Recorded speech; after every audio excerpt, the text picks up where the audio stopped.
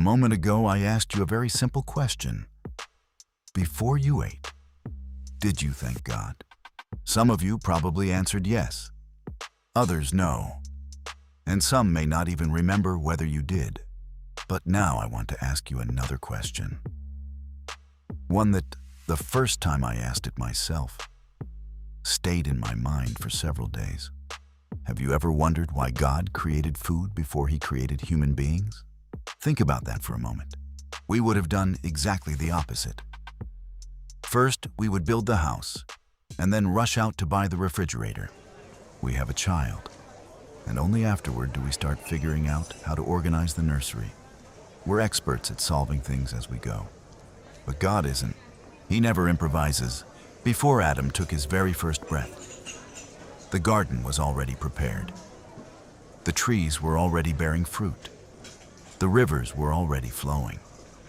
The earth was already producing life. Everything was ready to welcome humanity. It's as if God had said, "When my child opens his eyes, I want him to lack absolutely nothing." Isn't that beautiful? It completely changes the way many people think about God. Some imagine Him as distant, cold, or simply too busy with bigger things to notice us. Yet the very first pages of the Bible reveal a father who thought about feeding his children before they even existed. Now, let me invite you to imagine a scene. Suppose tomorrow you invite the people you love most over for dinner. I'm sure you wouldn't welcome them with an empty table and say, "Just give me a minute while I see what I can find in the refrigerator." Of course not. First, you would prepare the meal. You would set the table, arrange the chairs, and when everything was ready, you would open the door with a smile.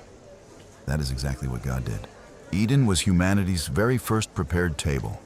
Now let me gently challenge you with another thought. Sometimes we become so worried about tomorrow that we stop enjoying what God has already placed in our hands today. We wonder what we'll do 6 months from now, how we'll solve certain problems, what will happen next year. And yes, planning is wise, but we cannot become so consumed with the future that we forget to thank God for the bread sitting before us today.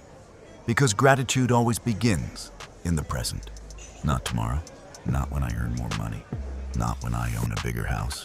Today, with the plate in front of you, with the glass of water you just drank, with that piece of bread that only a few minutes ago seemed so ordinary you barely noticed it.